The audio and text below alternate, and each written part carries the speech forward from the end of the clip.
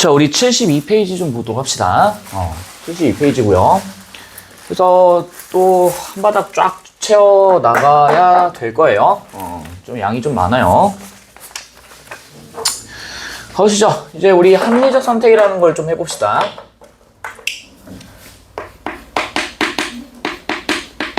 합리적 선택. 여기서부터 좀 시작을 해 볼 거예요. 자, 합리적 선택이라는 게 뭐냐면은, 잘 봐. 일단 우리가 요 단어부터 좀 짚고 넘어갑시다. 합리라고 하는 건 뭐냐면요, 이성에 합치한다 라는 걸 꼭 기억하세요. 이성에 합치한다. 합치한다는 얘기는 이제 정확하게 들어맞는다 이런 얘기겠지. 그래서 이 합리적 선택의 근간이 되는 게 뭐냐면은요, 요거를 꼭 기억하셔야 돼. 모든 경제 주체는요, 모든 경제 주체는 손해보는 것을 견디지 못합니다. 손해보는 것을 견디지 못한다.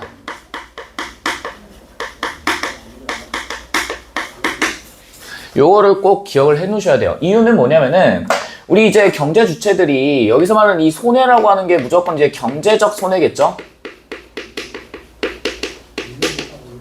경제적 손해. 이런 경제적 손해를 견디지 못하기 때문에 최대한의 이득. 그래서 미리 좀 써놓을게요. 최소 비용으로 최대의 편익을 요구한다. 최소 비용으로 최대 편익을 요구한다 라는 거를 꼭 기억을 해주시면 좋을 것 같습니다. 그러니까 이게 무슨 뜻이냐면요, 최대한 적은 비용, 내가 뭔가 물건을 생산하거나 혹은 물건을 구매하는 데 있어서 비용을 최소화하고요, 그 다음에 최대한의 많은 이득, 내가 취할 수 있는 최대한의 이득을 추구함으로써 내가 경제적으로 뭔가 불안정하거나 혹은 경제적으로 다운이 되어 있는, 쉽게 얘기해서 내가 돈이 부족한 현상, 그런 현상들을 줄이고 싶어 한다라는 거를 꼭 기억을 해주시면 좋을 것 같아. 됐니? 자, 그래서요, 일단 첫 번째, 편익이라는 말부터 좀 정의를 해놓고 갑시다. 편익. 자, 여긴 이 편익이라고 하는 거는 뭐냐면은, 내가 어떤 경제적으로 선택을 할 거야. 이 경제적 선택이라고 하는 거는 구매가 될 수도 있고요, 물건을 구매할 수도 있고, 혹은 판매를 할 수도 있고요, 혹은 물건을 생산할 수도 있는, 이런 모든 것들 우린 경제적 선택이라고 얘기를 할 거야. 근데 이런 경제적 선택을 통해서 내가 분명히 뭔가 이득을 얻겠죠. 어떤 이득이 있겠어? 예를 들어서 첫 번째, 구매라고 좀 생각해보자. 내가 어떤 물건을 구매해. 그러면은 일단은 내 돈을 썼지. 하지만 그 돈을 씀으로 해서 내가 느끼는 만족감이라고 하는 게 있을 거예요. 만족감. 구매를 통한 만족감이 있을 거고, 그 다음에 두 번째, 판매 같은 경우에는 내가 물건을 팔았어. 그러면 난 무조건 뭘 받게 돼? 돈을 받게 되죠? 그래서 경제적 이익이라고 얘기를 할 거고, 그 다음에 세 번째, 어떤 물건을 생산한다라고 생각해봐. 그럼 내가 이런 물건을 생산하는 것도 먼 미래의 경제적 이익이다. 경제적 이익을 고려해서 물건을 생산하는 것이다 라고 이해를 해주시면 좋을 것 같아. 되니? 자, 그 다음에 두 번째는요, 기회비용입니다. 여기다 좀 별표를 쳐놓을게. 기회비용. 자, 이런 기회비용 같은 경우에는요, 우리가 어떤 선택을 하게 될 거야. 경제적 선택이라고 써놓을게요. 똑같이.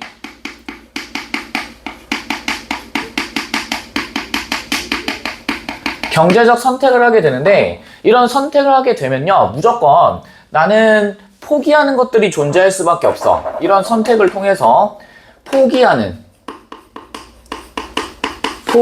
것이 발생한다. 이렇게 좀 적어 놓을게. 그래서 이런 포기하는 것의 어떤 예시를 좀 들어보면요, EX, 이거 이제 교과서에도 있는 예시 중에 하나예요. 내가 만약에 콘서트를 간다라고 해볼게요. 콘서트를 참석한다 라고 생각해볼게. 뭐 예를 들어서 아이유 콘서트가 될 수도 있고요, 아니면 내가 좋아하는 아이돌의 콘서트가 될 수도 있겠지. 근데 그런 콘서트에 참석하는데 일단 자와. 첫 번째, 내가 이 콘서트를 참석하는데 어떤 거를 일단 먼저 해야 돼? 티켓을 구매해야겠죠? 티켓을 구매해야 될 거야. 그럼 이런 티켓 같은 경우에는 내가 이 콘서트에 참석하기 위해서 필수적으로 지출해야 되는 돈이겠지? 맞니? 그래서 이런 티켓 같은 경우에는 내가 실제로 지출한 비용이다. 우리가 이렇게 얘기해요. 실제로 지출한 비용. 그래서 얘를요, 뭐라고 부르냐면은 명시적 비용입니다. 이렇게 불러요. 명시적 비용. 우리가 실제로 눈으로 볼 수 있는, 실제로 확인 가능한 비용이다. 이렇게 얘기하시면 되겠지. 근데 잘 봐. 내가 만약에 이 과정에서 콘서트를 참석하는 대신에 아르바이트를 뺐어요. 아르바이트를 하지 않았어. 그럼 이런 아르바이트를 하지 않았을 때는 나는 무엇을 포기했다라고 얘기할래? 아르바이트로서 벌 수 있는 시급 같은 게 있겠죠? 시급. 즉, 경제적인 어떤 수익, 이익, 이런 것들 있지? 이런 것들은 내가 뭐 한 거냐면은 포기한 거예요. 포기. 요거를 꼭 기억하셔야 돼. 내가 아르바이트를 하지 않음으로써 내가 만약에 4시간, 5시간 동안 일을 하게 되면은 뭐 6만 원의 돈을 벌 수 있다고 생각해봐. 근데 내가 그 5시간 동안의 콘서트를 감으로써 내가 얻을 수 있는 경제적 이익이나 혹은 시급 같은 것들을 포기해버렸지. 그래서 이런 것들을 우리가 이렇게 부를 거예요. 실제로 눈으로 보이진 않아. 내가 이런 돈을 잃은 건 아니거든. 근데 대신에 내가 이걸 포기함으로써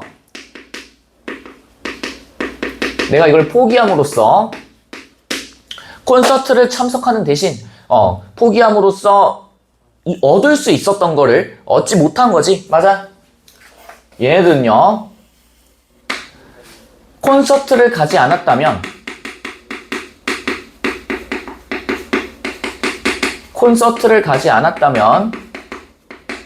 얻을 수 있었을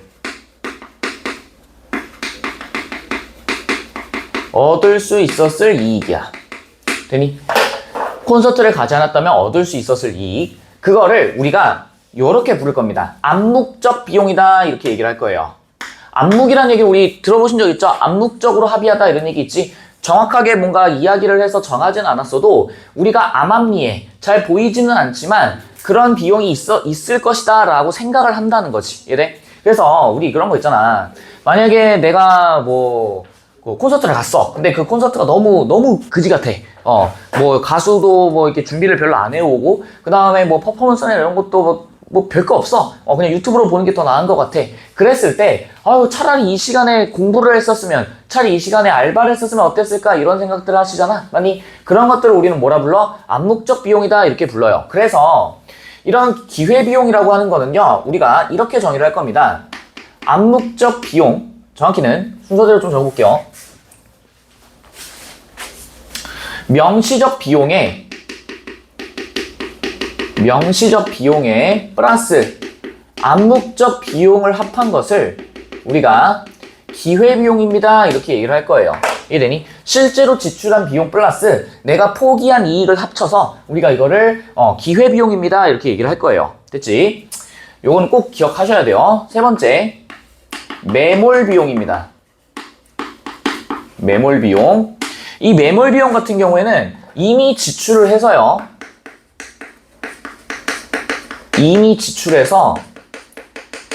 회수할 수 없는 비용이야. 이미 지출해서 회수할 수 없는 비용. 이 말은 무슨 얘기냐면은 내가 만약에 예를 들어서 EX, 이것도 좀 예시를 좀 들어볼게. 내가 만약에 출근을 해요. 출근한다고 쳐봐. 근데 출근하는데 내가 이제 지각을 할 것 같아. 그래서 내가 택시를 탔어요. 택시를 탔어.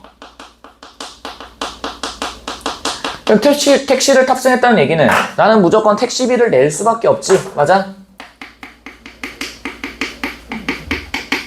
택시비를 지출할 수밖에 없어요. 그러고 나서 내가 그 이후에 어떤 일이 벌어지든 어떤 여러 가지 일들이 있겠죠. 출근해가지고 부장이나 차장이나 면담을 하든 아니면은 내가 거래처 사람이랑 만나든 뭐든 굉장히 많은 일들이 발생할 거야. 근데 이런 일들에 대해서 여기에 있는 이 택시를 탑승하고 택시비를 지출한 요 사안 있죠? 이거는 이미 어떻게 된 거야? 내가 이미 택시를 탐으로써 지불을 해버렸지. 맞아? 이거는 내가 다시 환불받을 수가 없어요. 그래서 이런 것들을 우리는 뭐라 부르는 거야? 매몰 비용이다 이렇게 얘기하는 거지. 되시겠죠? 그래서 이미 투자한 돈이기 때문에 얘는 회수가 불가능해. 그래서 예를 들어 이런 게 있어. 뭐 어떤 사업을 진행하는 데 있어서 내가 어떤 뭐 책을 만든다든지 아니면 어떤 물건을 만든다고 생각을 해봐. 근데 내가 이미 그 물건을 만드는 데 필요한 어떤 공장 부지를 구매를 하거나 혹은 공장을 세워버린 그런 모든 것들은 전부 다 이미 내가 지출을 해버린 돈이야. 뭐 정확히 얘기하면은 다시 팔면 팔 수도 있겠지만은 일단 기본적으로 지출이 된 거에 대해서는 우리는 뭐라고 생각한다? 매몰 비용이다 라고 생각을 한다는 거야. 이해되시겠죠? 뭐 이런 것도 있을 거야. 예를 들어서, 그래, 뭐, 땅이나 이런 것들은 뭐 다시 팔 수도 있으니까, 논란의 여지가 발생할 수 있으니까, 뭐 이런 걸 예시로 들어볼게. 내가 만약에 그 공장을 설치를 하고, 그리고 난 다음에 거기에 들어가는 무슨 뭐 인터넷을 설치를 했다고 생각을 해보자. 그럼 인터넷 설치를 했고, 내가 뭐 한 달, 두 달 동안 인터넷비를 납부를 했어. 근데 내가 그 공장을 팔고 다른 데로 넘어간다라고 했을 때, 이미 내가 지불한 인터넷 비용 같은 경우는 어떻게 돼요? 다시 돌려받을 수 있니 없니? 돌려받을 수가 없지. 맞아? 그래서 우리가 그런 것들을 전부 다 통칭해서 매몰이 되었다. 이미 파묻힌 비용이다 라고 얘기를 한다는 거야. 이해되니? 그래서 얘들은 다시 회수를 할 수가 없다 이런 얘기지. 되니? 자, 그래서 요것도 꼭 기억해 놓으세요. 네 번째. 우리가 어떤 합리적 선택을 하고 비용을 고려하겠지? 비용을 고려하실 거야. 그럼 이런 비용을 고려했을 때 우리는 무조건 이것만 신경 쓸 거예요. 뭘 신경 쓸 거냐면은 기회비용만 신경 씁니다. 기회비용, 오로지 기회비용만 신경 쓸 거예요. 나머지는 여기에 있는 매몰비용 같은 경우에는요. 신경 쓸까 안 쓸까? 쓰지 않습니다. 매몰비용은 고려하지 않아요. 왜? 이 매몰비용 같은 경우에는 내가 다시 회수할 수가 없는 거거든. 이해되니? 그러면은 선생님 왜 그럼 기회비용은 왜 신경 쓰는 거죠? 자, 생각해봐. 내가 콘서트 간다라고 했을 때 너네가 두 가지 중에 하나를 선택해야 돼. 예를 들어서 여기 나와 있는 것처럼 콘서트와 vs 아르바이트를 선택한다라고 해볼게. 그러면은 너네가 이제 곰곰이 생각을 해볼 거란 말이야. 뭐랑 뭐 중에? 콘서트와 아르바이트 중에 곰곰이 생각을 해보겠지. 그러면은 너네는 콘서트를 가서 내가 얻는 만족감이 더 클까? 아니면은 아르바이트를 통해서 내가 돈을 버는 만족감이 더 클까? 이런 것들을 고려를 한다 이 말이야. 되시겠어요? 그래서 내가 생각했을 때 아이유 콘서트 가서 아이유 직접 보고 직접 사진도 찍고 혹은 뭐 운 좋아가지고 굿즈도 사고 뭐 사인도 받아. 그랬을 때 내가 얻을 수 있는 만족감은 어디가 더 큰다라고 판단해? 콘서트가 더 크다라고 생각을 하는 거지. 이해되니? 그래서 이런 것들은 내가 어떤 선택을 하는가에 따라서 무엇을 포기해야 되는가에 따라서 기회비용이 더 작은 것을 선택할 수밖에 없어요. 기회비용이 더 작은 것을 선택할 수밖에 없다. 그래서 내가 아르바이트 그까짓 거 좀 안 가도 콘서트로 얻을 수 있는 만족감이 더 크다면은 그렇다면은 나는 무조건 콘서트를 간다 이런 얘기지. 그래서 이런 것들에 한 가지만 더 추가해놔. 기회비용을 고려한다는 얘기는 이것을 고려한다는 얘기예요. 효능감을 고려한다. 효능감. 얼마나 이게 나한테 효율적이고 그 다음에 가치가 있는지를 판단한다 이런 얘기겠지. 되시겠죠? 그래서 효능감을 고려한다라는 거를 꼭 기억을 해주시기를 바라겠습니다. 되시겠죠? 좋아요. 자, 그러면은 이런 이제 합리적 선택에 대해서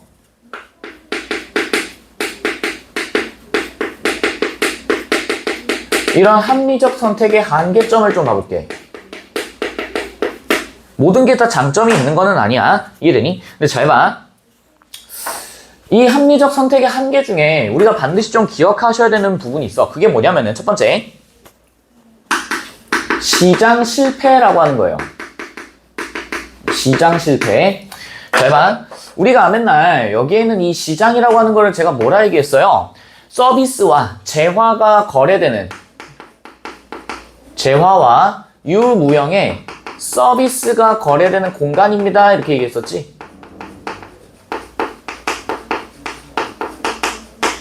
그럼 이런 재화와 서비스가 거래되는 공간이 여기 나와 있는 것처럼 실패했습니다 이렇게 나와 있어요. 그럼 이 실패라고 하는 건 뭘까를 생각해 보면은 우리가 이런 실패는 무조건 경제적으로, 그러니까 굉장히 이제 경제적으로 내가 어떤 이익이 있고 손해가 있는지 이런 것들을 좀 더 따져야 된단 말이지. 그랬을 때 이 실패라고 하는 거는요, 효율적인 경제적 결과가 발생하지 않았을 때 우리가 이거를 실패했다라고 얘기를 해요. 좀 더 자세히 설명을 해보면은 이 시장 실패라고 하는 거는요, 모든 경제 주체가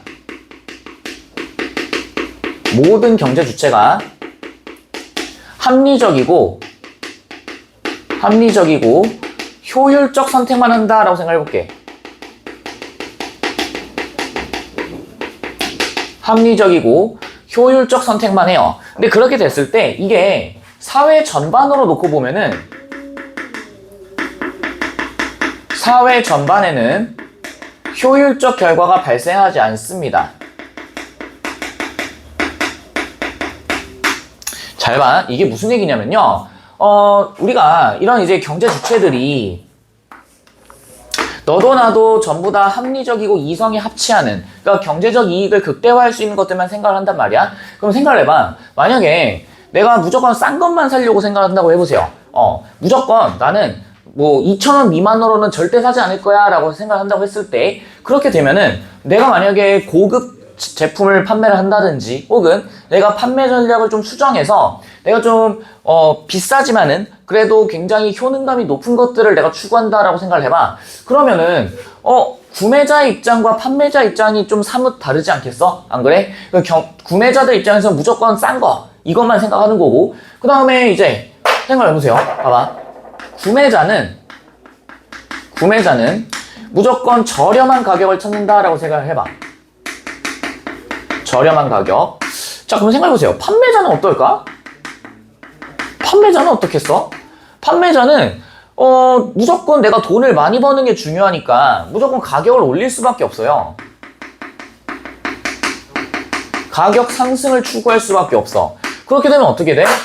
구매자와 여기 있는 판매자들 사이에 뭐가 발생해요? 괴리가 발생하고요. 또 차이가 발생하지? 그럼 이렇게 되면 어떻게 돼? 경제가 뒤로 굴러가겠어요? 안 굴러가겠어요? 안 굴러갈 수밖에 없다 이런 얘기야. 이해되니? 그래서 이런 괴리와 차이에 대해서 구매자와 판매자가 전부 다 효율적 어떤 선택만 하게 되면은 사회 전반으로 놓고 봤을 때는 오히려 효율적 결과가 발생하지 않을 수도 있다라는 것들을 기억을 해주셔야 된다는 얘기야. 되시겠지? 그래서 이거를 다른 말로 사회 전반에 걸쳐서 자원이 효율적으로 배분되지 않습니다. 효율적으로 배분되지 않는다. 요거를 좀 기억을 해 주시면 좋을 것 같아요. 되시겠지? 자, 그래서 우리가 이런 시장 실패에 관련해서 시장 실패의 원인을 좀 살펴볼게. 시장 실패의 원인. 자, 이런 원인 같은 경우에는요, 우리가 크게 세 가지로 좀 나눠서 얘기를 해보자. 자, 첫 번째는요, 불완전 경쟁입니다. 자, 보세요. 자, 우리 이제 축자적 의미를 좀 동원을 해보자. 어떤 거를 우리가 이야기를 해봐야 되냐면은, 경쟁이라고 하는 거는 일단 뭔지부터 생각을 해보셔야겠지. 자, 경쟁이라고 하는 거는요, 경제 주체들 간에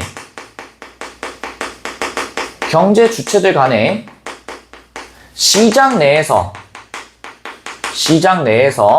이윤을 극대화하는 과정이에요. 시장 내에서 이윤을 극대화하는 과정이야. 이걸 우린 경쟁이라 얘기해. 그럼 쉽게 얘기해서 예를 들어서 물건을 판매하는 입장이라고 생각한다면은 이런 게 들어가겠죠. 생산자, 그 다음에 뭐 기업, 이런 것도 들어갈 수 있을 거고요. 그 다음에 뭐 이제 뭐 PC방이나 이런 것들도 될 수 있겠지. 뭐 자영업자들, 이런 사람들 여기에 포함될 거야. 근데 잘 봐. 여기에 완전이라는 말이 붙었어.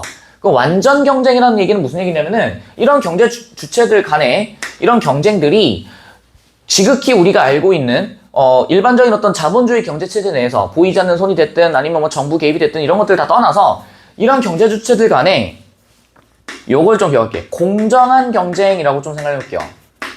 경제 주체들 간의 공정한 경쟁. 근데 생각해봐. 지금 여기에 뭐가 붙어있니? 완전 경쟁 앞에 뭐가 붙어요? 불완전이라고 붙어있지? 아, 그러면 이 불완전하다는 얘기는 이 이윤을 극대화하는 과정에서 경제 주체들, 즉 경쟁을 하는 경제 주체들의 수가 굉장히 적은 걸 얘기해요. 경제 주체들의 수가 적어요. 어떻게 적은데? 어느 정도가 적은 건데요? 그래서 우리가 이런 것들을 이렇게 부를 거야. 독점 and 과점입니다. 이렇게 부를 거예요. 독점과 과점. 이걸 꼭 기억을 해주세요. 독점과 과점. 자, 봐봐. 그럼 독점한다는 얘기는 무슨 얘기야? 공급을 하는, 다시 말해서 재화와 서비스를 판매하고 거래하는 공급자가, 생산자가 몇이란 얘기예요? 하나밖에 없다 이런 얘기 있지? 맞아. 그러면은 여기 있는 이런 독점 시장 같은 경우에는 얘네들이 지들 마음대로 가격을 결정할 거야. 맞아? 그래서 내가 판매하는 물건이 나밖에 안 파네? 그러면 내가 부르는 게 곧 뭐겠어? 가격이 되는 거야. 얼마나 이제 소비자들 입장에서 속이 타겠어요? 안 그래? 그래서 요새 이제 그런 거 있잖아. 카톡 같은 것도 사실상 카톡이 우리나라 전체 메신저를 거의 점령하다시피 했지. 근데 이번에 업데이트가 이제 살짝 마팅이가 가면서 사람들이 이제 뭐 네이트로 가니 라인으로 가니 막 이런 얘기들 하잖아. 근데 아직 그 이동이 이렇게 활발하진 못하죠. 왜냐면은 워낙에 카톡에 묶여있는 사람들이 많고, 모든 거의 전 국민의 메신저, 전 국민들이 다 카톡을 쓰다 보니까, 하다못해 저기 군인들도, 카톡으로 이제 무슨 뭐, 보고를 하고 한다고 하는데, 그래서 이런 독점 시장 같은 경우에는 상당한 문제가 발생해요. 그래서 가격이 굉장히 좀 비정상적으로, 형성이 될 수밖에 없고, 그래서 이런 또 이제 과점 같은 경우도 좀 생각해보자. 과점에 어떤 게 있어요? 우리 이제 통신사는 가봐. KT, U+, 그 다음에 SKT 딱 3개밖에 없지? 그 3개밖에 없으니까 어때? 통신사가 3개밖에 없다는 얘기는 뭐예요? 사람들이 쓸 수 있는 것도 3개밖에 없어. 그러니까 자기네들이 뭐해? 가격을 또 뭐 하게 돼요? 담합을 하게 될 수밖에 없다. 이런 얘기야. 이런 과점의 문제점은요, 가격 담합에 있어요. 그 다음에 가격을 담합한다는 얘기는 경쟁이 있어, 없어? 없어요. 경쟁이 저하돼. 그러면은 경쟁이 저한다는 얘기는 자기네들이 가지고 있는 어떤 서비스나 물건들을 더 이상 뭐 발전시키고 이럴 필요성이 없다 이 얘기예요. 그럼 이게 또 뭘로도 이어지겠어? 품질 저하로도 이어질 수밖에 없다 이런 얘기야. 되시겠죠? 그러니까 이런 것들이 이제 불안정 경쟁이다 이런 얘기지. 이게 전부 다 뭐야? 시장 실패에 뭐가 된다? 원인이 된다 이런 얘기지. 되시겠죠? 자, 그 다음에 두 번째 공공재로 또 와봐서 우리 이렇게 좀 얘기해 볼게. 시장 경제에서 시장이 실패하는 이유는 공공재가 부족함에 따라서도 발생합니다. 공공재가 부족하다. 됐니? 자, 그래서 여기에 있는 이 공공재 같은 경우에는 우리가 이렇게도 얘기를 해볼 수 있어. 제일 대표적인 게 이제 뭐 지하철, 그 다음에 뭐 수도요금, 그 다음에 전기, 그 다음에 가스, 그 다음에 도로, 이런 것들 있죠. 이런 것들은 전부 다 어때? 얘들은요, 우리가 이렇게도 부를 거야. 필수재라고 부를 겁니다. 필수재. 반드시 필요한 것들이에요. 이해되니? 특히 여기 있는 수도, 전기, 가스, 도로 같은 경우 끊겨버리면 어떻게 돼? 망해요, 그냥. 그냥 망해. 나라가 스탑되는 거예요. 그 다음 한 가지 더. 여기 있는 이 지하철도 한번 봐볼게. 지하철. 이 지하철 같은 경우에도 사실 기본적으로 이 지하철을 운영하는 주체가 어디야? 코레일이죠. 한국철도공사 혹은 서울 메트로 이런 이제 공공기관들이거든. 그래서 이런 필수재들은요, 기본적으로 공공기관이 운영하고 그 다음에 또 공급도 해요. 공공기관의 운영과 공급. 그러니까 이런 것들이 왜 그러면은 이런 것들을 하냐 이 얘기지. 왜? 얘네들은요, 가격을 올려서 이윤을 추구하면 안 되는 대상들이야. 이해돼? 얘들은요, 가격 상승으로 인한 이윤 추구를 하면 안 돼요. 이해돼? 왜 그러는데? 생각을 해봐. 야, 만약에 수도랑 전기 이런 게 필수재로 생각해보세요. 그러면 이거를 만약에 사기업들이 공급한다 해봐. 그럼 어떤 현상이 발생하겠어? 너도 나도 막 가격을 올리겠지. 왜? 경제 주체들은 뭐 하니까? 무조건 효율적인 거, 합리적인 거 추구한다고. 이윤 극대화를 추구를 한다고요. 이해돼? 그러다 보니까 만약에 이런 수도나 전기나 가스나 도로의 요금을 막 올려. 그러면은 분명히 사람들의 불만이 높아질 수밖에 없다. 이런 얘기야. 이해돼? 그래서 여기는 이 지하철 같은 경우에는 여러분들 요것 좀 생각해봐. 혹시 이제 신분당선이라고 들어는 봤니? 신분당선? 여기는 이 신분당선이 어디를 이제 주로 지나가냐면요. 판교와 정자 요런 곳들을 지나가요. 여기가 이제 그 개발자들 이제 컴공을 나오셔서 이제 뭐 네이버나 혹은 카카오 이런 이제 그 IT 기업들이 굉장히 많이 몰려 있는 지역이거든. 근데 여기는 이 신분당선 같은 경우에는요. 공급 주체가 국가가 아닙니다. 여기 민간 기업이 있어요. 민간 기업. 그래서 이 신분당선의 가장 큰 어떤 그 디메리트라고 하죠. 어떤 불편한 점이라고 한다면은 이 신분당선의 경우에는요. 가격이 개 비싸요. 가격이 사악해 진짜로. 그래서 뭐 한 정거장 건너갈 때마다 1,000원. 그 다음에 그 다음 정거장 가면 1,500원. 그래서 한 6정거장 2,400원 정도가 나와요. 그러니까 이게 말도 안 되는 얘기지. 야, 1호선을 타고 끝에서 끝으로 가도 2,000 얼마가 안 나와. 근데 신분당선은요, 한 대여섯 정거장만 타도 2,000 얼마예요. 그래서 이제 물론 환승 시스템이 이제 적용이 되는 걸로 알고 있는데, 그래서 이제 내가 만약에 저기 뭐 판교나 정자, 분당 이쪽으로 가려고 하면은, 다 합쳐서 한 거의 한 4,000원 가까이가 나와요. 그러니까 지하철 내가 1호선, 2호선 타고 이제 가. 그러고 난 다음에 신분당선 딱 찍어. 그러면 기본 요금부터 시작해가지고 그대로 붙어서 4,000 얼마가 나온다고. 이게 얼마나 비합리적이고 불합리해. 그래서 이런 어떤 이제 민간 기업의 참여는 최대한 좀 이제 억제를 하려고 하는 거죠. 이해되시겠지? 그래서 이런 공공재 특성 때문에 당연히 이제 민간 기업들은 참여를 잘 안 하려고 해요. 민간 기업의 참여가 굉장히 저조해.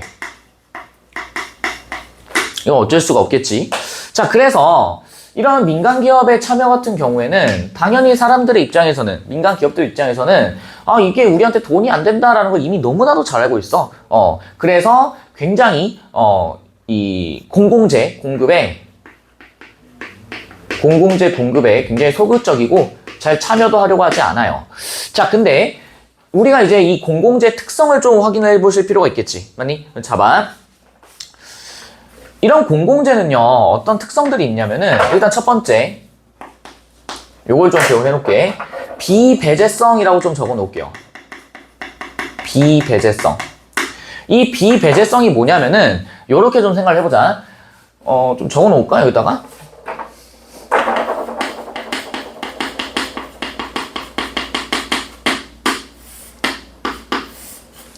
자, 이게 무슨 얘기냐면요, 이렇게 좀 생각을 해봐. 요금을 지불하지 않은 사람에 대해서 요금을 지불하지 않은 사람에 대해 이용을 금지할 수 없습니다. 요거를 좀 적어 놓을게. 요금을 지불하지 않은 사람에 대한 이용 금지가 불가능하다. 얘는 다른 말로 소비라고도 얘기할 수 있어요. 잘 보세요. 이게 무슨 얘기냐면은 일단 첫 번째 요걸 한번 생각을 해보자. 우리 이제 무임승차 같은 거 있죠? 예를 들어서 노인의 무임승차. 지금 이것도 굉장히 논란이 많죠? 몇 번씩이나 얘기했던 것 같아. 이 노인들의 무임승차가 문제가 되는 이유가 뭐예요? 65세 이상인 노인들이 지하철을 이제 그냥 공짜로 탄단 말이야? 그럼 그렇게 되면은 여기는 노인분들이 한둘이 아니잖아. 그러면은 이 노인분들한테 돈을 걷지 못하니까 당연히 뭐가 발생해? 적자가 발생할 수밖에 없죠. 맞니? 그래서 이런 적자들을 해결하기 위해서 노인들한테도 이제 이 무임승차를 폐지하고 대신 이제 가격을 조금 낮춰서라도 돈을 좀 받아야 된다 이런 주장들이 존재한단 말이야. 이유가 이 사람들이 이제 지불하지 않는 이 돈이 상당히 크거든. 그래서 실제로 이걸 해결하기 위해서 GTX라는 GTX-A라고 하는 요게 이제 또 등장했었는데 이 GTX 같은 경우에는요 이제 광역철도야, 광역철도. 그래서 이제 지금은 이제 동탄에서 저기 이제 제가 알기로는 판교 여기 이 라인 정도까지밖에 이제 형성이 안 돼. 서울역이었다. 서울역부터 이제 저기 이제 동탄, 오산 여기까지 이제 가는데 토탈 걸려서 한 20분 정도 걸리는 거 알아요. 근데 거기는 이 GTX가 이 노인 무임승차를 폐지했어. 어떻게 폐지했냐면은 노인들한테도 일정 요금을 걷어들였어요. 완전 공짜가 아니라는 거야. 그러다 보니까 노인들의 탑승률이 굉장히 떨어졌어요. 이게 무슨 느낌인지 좀 감이 오세요?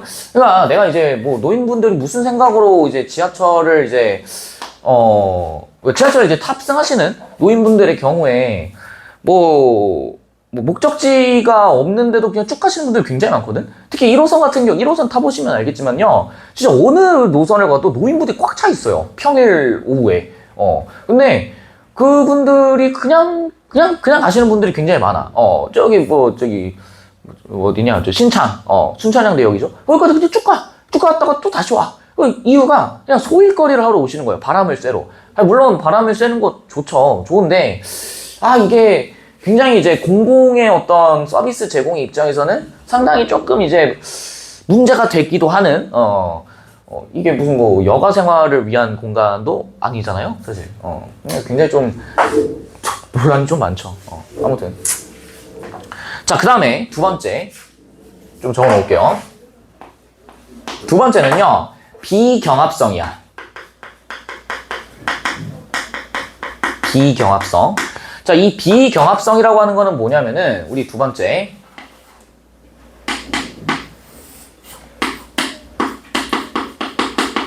얘는 뭐냐면은, 일단 의미를 좀 생각해봐. 경합을 한다는 얘기가 뭐예요? 서로 경쟁을 하고 부딪힌다 이런 얘기지. 근데 이 비경합성 같은 경우에는 다른 사람들의 어떤 소비, 다른 사람들 이걸 쓸 거 아니니? 다른 사람의 소비가 소비를 했다. 그래서 또 다른 사람들이 소비를 못하냐? 그게 아니에요. 자, 이게 무슨 얘기냐면은 내가 만약에 물을 써요. 물을 써. 근데 내가 수도 이제 쓸 거 아니니? 샤워 같은 거 할 때. 근데 일반적으로, 보편적으로 우리가 시장 내에서 거래되는 재화, 서비스 같은 경우에는 무조건 제한이 붙어 있어요. 어떤 거야? 예를 들어서 내가 뭐 콘서트 티켓을 예약한다 해볼게. 근데 콘서트 티켓이 무제한이 아니지? 맞아? 거기에 들어가기 위해서 선착순으로 막 뛰어간단 말이죠. 또, 그 다음에 이제 그런 것들 있잖아요. 내가 만약에 뭐 물건을 구매한다고 쳐봐. 근데 그게 엄청 높은 인기에 비싼 거라고 생각을 해봐. 근데 그게 사람들도 너도 나도 달려들어서 막 구매를 할 거 아니니? 그럼 어떻게 되겠어? 금방 품절이 되겠지? 맞아?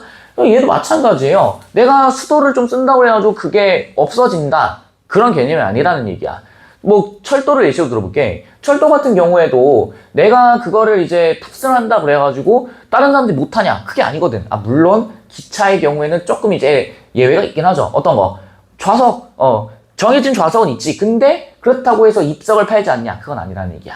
이해돼? 근데 이제 보편적으로는 그런 것들이 별로 없죠. 정해진 것들이 딱 있고 그 정해진 것들이 다 나가버리면 끝나버리는 거야. 이해돼? 그래서 우리가 또 쉽게 얘기하면은 도로를 쓴다고 해봐. 도로를 내가 이제 차 타고 딱 올라갔어. 근데 도로에 사람 꽉 차 있어. 근데 저쨌거나 앞으로 조금씩 뭐 하게 돼? 움직일 수밖에 없지. 그러면은 그 도로 위에 또 다른 차가 오고 그 도로 위에 또 다른 차가 오고 이런 식이라는 얘기야. 이해되시겠어요? 내가 뭔가를 소비했다고 해서 다른 사람이 못 쓴다. 그런 것들이 아니다 이 얘기지. 되시겠죠? 그래서 비배제성, 비경합성 요 두 가지는 꼭 기억을 해주시기를 바라겠습니다. 되시겠죠? 자, 세 번째도 진짜 중요해. 이 세 번째도 우리 외부 효과라고 하는 거. 외부 효과. 여기다가 좀 별표를 좀 쳐놓을게요. 외부 효과. 얘도 좀 별표를 쳐놔야 될 거야. 잘 봐. 자, 이 외부 효과라고 하는 거는 뭐냐면요. 우리가 이렇게도 얘기해 볼 수 있어. 긍정적인 외부 효과가 있고요. 그 다음에 부정적인 외부 효과가 있어. 요거를 좀 잘 기억을 해 놓으셔야 돼. 긍정적 외부 효과와 부정적 외부 효과가 있어. 이게 뭐냐면은 봐봐. 내가 만약에 어떤 기술을 개발을 했어요. 기술 개발을 했어. 근데 이 기술이 엄청나게 혁신적이었던 거야. 그래서 이 기술을 개발하고 나니까 우리나라에서 이거를 상용화를 해서 이거를 이제 이 기술을 이용한 물건들을 막 만들기 시작해. 그러면은 당연히 뭐가 만들어지겠어? 일자리가 만들어지겠죠? 일자리가 창출될 거야. 그럼 일자리가 창출되는 얘기는 우리나라의 돈이 이제 실업률도 해소가 될 거고, 그 다음에 사람들이 돈을 벌게 되니까 소비도 많이 하게 될 거고 소비가 진작된다 이런 얘기야. 이런 거 어때요? 너무나도 긍정적이지 않니? 맞아? 근데 잘 보세요. 이게 왜 그럼 외부 효과인데요? 여기는 이 기술 개발한 사람이 나는 우리나라를 살리기 위해서 일자리를 창출할 거야. 지금 이런 개념이 아니죠? 여기 있는 기술도 뭐야? 이 기술 개발한 이유가 뭐예요? 자신의 이윤을 극대화하기 위함이야.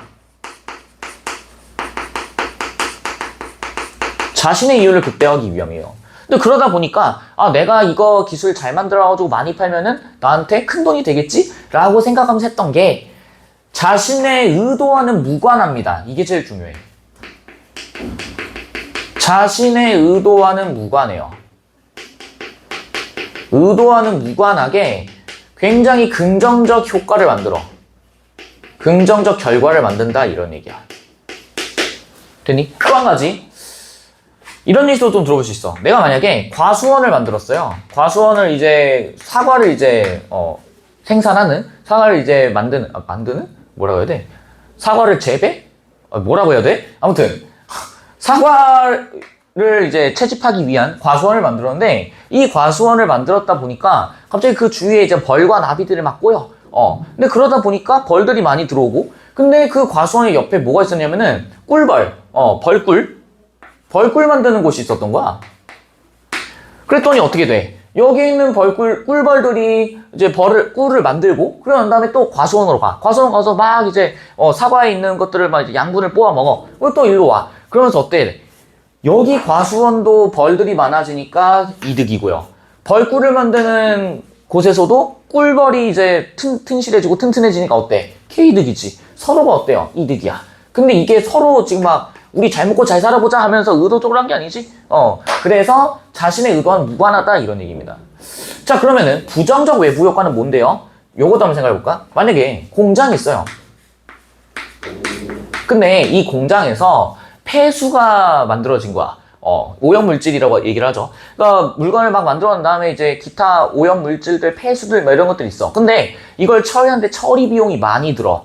그럼 우리 당연히 경제 주체 입장에서는 어때? 효율적으로 판단되니까 어떻게 할 수밖에 없어요? 그냥 무단 방류해버리는 거야. 공장에서 이거를 무단 방류해요. 오염물질. 그럼 이 오염물질을 방출하면서 어떤 문제가 발생하는데 거기에 거주하고 있는 주민들의 건강이 나빠지겠지. 주민 건강이 악화돼요. 그럼 주민 건강이 악화돼 버렸다라는 얘기는 얘네가 지금 이 공장 애들이 야 우리 주민들 건강 한번 엿대보자 하면서 한 게 아니지? 맞아? 자, 얘네들도 그냥 비용 절감을 위해서 했던 거야. 비용 절감. 근데 비용을 절감하려고 했는데 자신의 의도와는 무관하게 주민들의 건강이 어떻게 돼? 악화됐다 이런 얘기지. 또 이런 얘기 하지만 선생님 이거를 방류하면은 주변 사람들 피해준다는 것 정도는 고려하지 않았을까요? 그런 뒷판 얘기는 하지 말자. 뒷판 얘기는 하지 마. 그럴 수밖에 없었다라고 그냥 생각을 하자고. 비용 절감을 하다 보니 그냥 아무 생각 없이 방류했는데 그게 주민 건강의 악화로 이어졌다 정도로만 생각을 하자 이 말이지. 되시겠죠? 녹화가 되고 있는 거겠지? 좋아. 어제 내가 이거 녹화하다가 이게 소리 녹음이 안 돼가지고 굉장히 좀 당황했어. 아무튼 이런 것들을 이제 우리는 외부 효과다 이렇게 얘기를 한다는 거예요. 자, 그래서 이런 외부 효과 같은 경우에는 우리가 또 이렇게도 얘기를 해요. 당연히 그러면은 긍정적인 게 좀 더 많아져야 좋지 않겠어? 안 그래? 긍정적 외부 효과가 많아지면은 우리나라한테도 좋고 다 좋겠지. 근데 문제는 뭐예요? 이런 긍정적 외부 효과는 참으로 발생하기가 어려워요. 다리가 잘 맞아야 돼. 그래서 좋은 서비스, 좋은 외부 효과는 발생을 잘 안 해요. 발생이 드물어요. 그래서 당연히 양질의 서비스도 제공되기가 굉장히 어렵습니다. 양질의 서비스 제공이 드물어요. 그럼 반대로 나쁜 건 졸라 잘 돼. 오히려 나쁜 서비스 재화는요 과잉 공급돼요. 미쳐버려. 왜 그럴까? 사람들이 다 뭘 생각하기 때문이에요? 효율성 추구하니까 그런 거야. 가격을 최대한 낮추고 어떻게 해야 내가 꿀을 빨 수 있을지 뭐 이런 것들. 되시겠죠?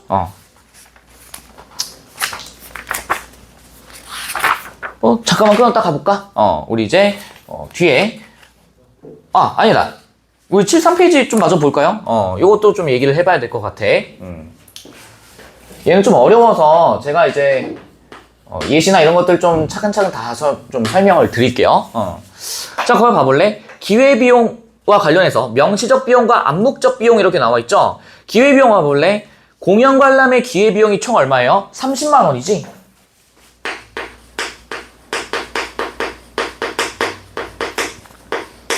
공연 관람 비용에 관련해서 이 비용이 어떤 비용이에요? 그냥 단순 비용이 아니에요. 거기 따른 뭐라 나와 있어? 기회비용이라고 나와 있지. 그럼 우리 이 기회비용은 어떻게 계산하기로 했었니? 명시적 비용과 플러스 암묵적 비용을 합친 것입니다. 이렇게 얘기했었지. 그래서 거기 봐봐. 명시적 비용은 뭐라 나와 있어요? 공연 관람비, 그 다음에 교통비 이런 것들 합쳐서 총 얼마고요? 20만 원이고요. 암묵적 비용을 보니까 뭐라 나와 있어? 하루 임금이 얼마야? 10만 원이지? 맞니? 자, 근데 보세요. 이 암묵적 비용은 뭐야? 내가 아르바이트를 하면서 벌 수 있는 돈. 그래서 얘는 내가 포기했을 때 포기한 편익이다 이렇게 얘기했었어요.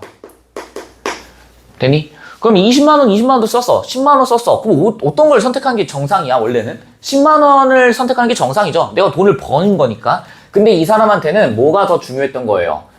이런 비용 따위가 중요한 게 아니야. 내가 아이유 공연을 가서 제일 좋은 자리에서 스탠딩석에서 아이유를 실물을 영접하는 것. 그게 이제 제일 중요했던 거지. 이해됐어요? 그래서 이런 것들은 우리가 만족감에 의해서 이런 것들을 하게 된다. 이런 얘기겠지. 되시겠죠? 자, 밑에는 봐볼래? 합리적 선택의 한계라고 나와 있어요. 학생 모두가 100만 원을 가졌다라고 생각하고 개인 계좌에 10%에 해당하는 이자를 하고요. 공동 계좌에는 20%에 해당하는 이자를 지급합니다. 자, 근데 그러고 나니까 한번 봐볼까?